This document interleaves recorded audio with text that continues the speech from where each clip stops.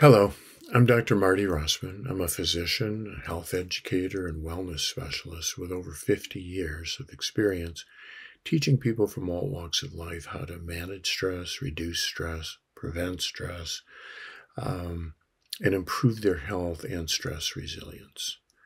Today, I want to address a critical issue that affects millions of Americans and every workplace in America, and that's employee burnout. I want to share with you some simple steps that you can take today to improve your workplace health and to turn your employees into advocates for their own health and resiliency, boost their productivity. Whether you're an HR manager, a business owner, or a CEO, this video is for you. And if you're an employee, it's for you as well. And you may want to invite your HR manager to watch this video if it contains something that you're interested in. So we're all too familiar with burnout, which is best described as a state of complete emotional, physical, and mental exhaustion caused by excessive and prolonged periods of stress. On my YouTube channel and on my website at thehealingmind.org, you're going to see many audios, videos, online courses, all aimed at stress education, reducing stress, relieving stress, and most importantly, in preventing unnecessary stress. And that's important because preventing burnout is the name of the game. It's far more effective and cost-effective than treating burnout once it's developed. When I see patients in my practice who are suffering from burnout, who have developed physical symptomatology, who are losing sleep, who are anxious and depressed, who are missing work, who are unable to produce, who aren't getting along with their workplace teams and are just not able to rise to the tasks that are before them.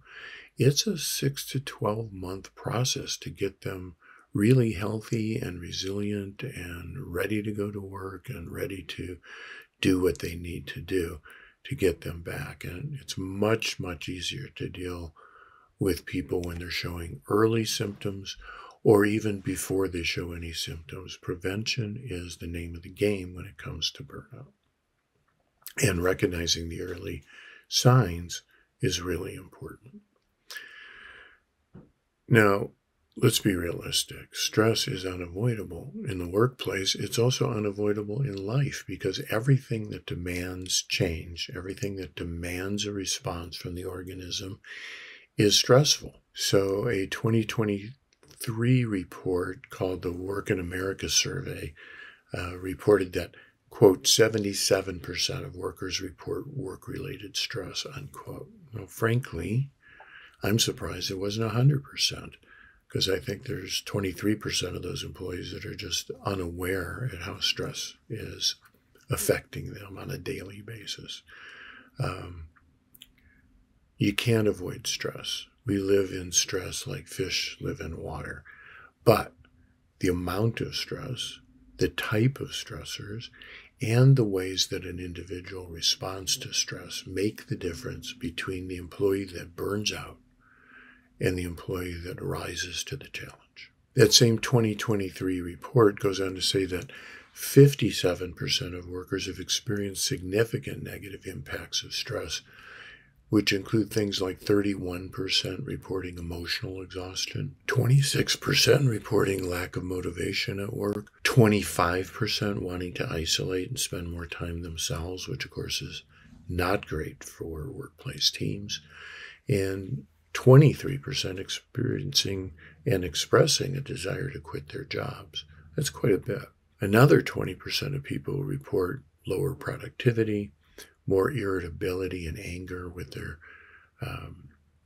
their colleagues and customers, and persistent and pervasive feelings of being ineffective. Frequent illness, frequent absenteeism, signs of substance abuse or addiction are also common in the burned out employee and should be signals for managers and HR people to inquire and to spend some time with those people to find out what's going on with them, and hopefully to provide resources and tools and support mechanisms that will help them reduce their stress, manage their stress, feel more competent, and be able to deal with the stress that they're facing. So, how do we help employees and employee teams build their resilience, increase their productivity, reduce their stress levels? I'm going to go through a few principles of that I'm sure most of you are familiar with, but they're worth mentioning again, since creating a healthy and employee-responsive work environment is critical to preventing burnout. One thing is to try to be flexible in your work policies, to try to encourage and support a balance between work and personal life in employees. And if you can provide a flexible work schedule, a balance between working at home and working in the office, that's much appreciated by employees. COVID was terribly stressful in many, many ways, but one of the things it did show us was that there are other ways of maintaining productiveness and good work productivity, even when people were not coming into the workplace. So being flexible with how and when and why people need to come in and with work schedules is a really big contributor to workplace happiness. Of course, creating meaningful work experiencing and matching assignments and tasks with the abilities and strengths and skills of your employees is critical so that they can have wins and experience successes and grow as employees. Success builds on success, and you want to try to set people up to have successes that fit into the goals of the organization. You want to offer growth opportunities to your employees. You want to provide access to professional and even personal development programs, workshops, courses for continuous growth, so that people feel like the organization supports them as whole people as well as employees. You want to emphasize the importance of emotional and psychological well-being. We're in the middle of a national mental health crisis of epic proportions, with rapidly increasing rates of anxiety, depression, sleeplessness, physical illness at every level of just about every organization. There is chaos in almost every institution, lack of faith in many institutions that used to give us a sense of stability. So anything that you can do to let your employee know that you value their psychological and emotional well-being is going to be much appreciated. And it's really important to show your employees that you're invested in them and you're invested in their mental and psychological health. So in doing so, you want to find ways to incorporate stress relief practices in the workplace and offering workshops on stress management techniques, help employees manage stress most effectively, help them not create unnecessary stress. According to a report that's from 2013 called the Mental Health at Work Report, organizations that invested in the mental health of employees really got a big payoff. It showed that for every dollar spent on mental health initiatives in the workplace, there was an average return of $4 in increased productivity and health among the employees. So you're not just giving things away that are bonuses and that are valuable and that seem like you're investing in mental health. You actually are investing in your employees' mental and psychological well-being, and that comes back to you manyfold in terms of them being happier in the workplace, able to work more productively, and able to manage their stress in a way that allows them to overcome and productively manage the stress that they face. So here's where a program may come in that I call the Well Workplace. It's a kit of mind-body spirit wellness tools that I've seen to be the most powerfully effective for people from all walks of life over the 50 years that I've practiced medicine, educated therapists and doctors, taught the public through books and audios, videos, PBS programs.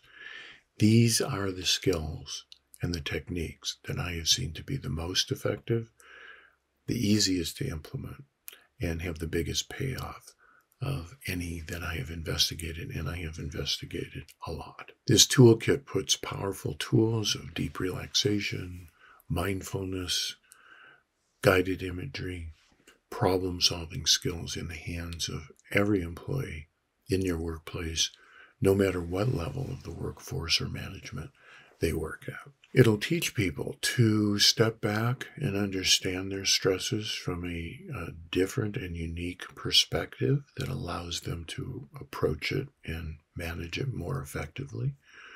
It teaches them to shift their physiology from fight or flight to calm and to recharge. It helps them to sort out what they can do something about from what they can't do anything about, and how to handle each of those types of stress more effectively. It also shows them new ways to set goals, realistic, achievable goals, to set boundaries to protect their mental and emotional space at work. It teaches them creativity and problem-solving skills, utilizing the imagination that will increase their productivity significantly. It teaches conflict resolution skills that help them resolve conflict both internally and externally. And it also teaches them how to create action plans that really work and help them get from where they are to where they want to be. So through my 5 decades of work, I have literally taught hundreds of thousands of people to utilize these kinds of skills, and have seen the effects of them and seen the effects of other techniques that are not nearly as effective, and have found that it's possible to teach people skills that reduce their stress, prevent burnout, increase their productivity, and create healthier and happier lives. And I'd love to help your workplace and your workforce do the same. So if you're curious, I offer a complimentary 15-minute investigative call for HR people, for business owners, company decision makers.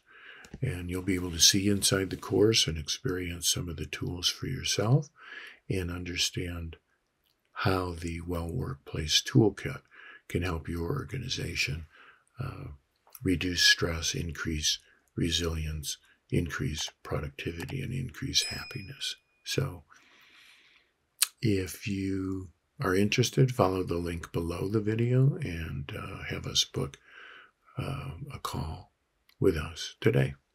Thanks for watching.